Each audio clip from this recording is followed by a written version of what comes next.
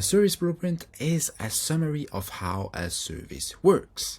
And therefore, if the service is pretty complex, the summary might be also a bit complex. So how do you manage to give a lot of information and still not overwhelm the people that want to use the service blueprint? Here, 4 ideas. Use an executive summary, hide parts, use video explanations, and have it in several versions. The executive summary is a version with the key points of your service blueprint. If you have a blueprint with big moments like awareness, joining, using, leaving, have just that one sentence summary for each of these big moments in the service. Another strategy is to not show everything from the start, but to let people select if they want to see specific parts. I have a service blueprint template made in Notion that makes exactly this possible. Basically, it uses simple toggles to show parts of the blueprint. For example, when you open the blueprint, you just see the executive summary.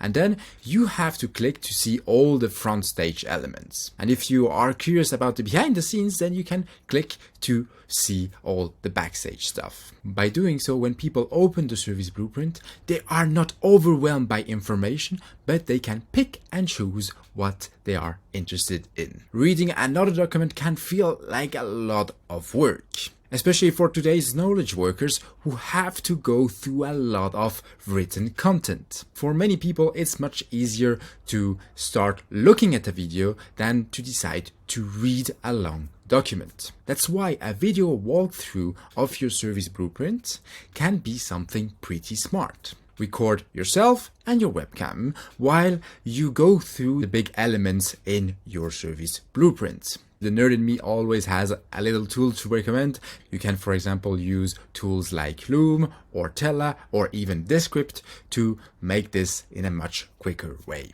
We often end up overwhelming people because we give them a lot of information that they don't really need. Why does that happen?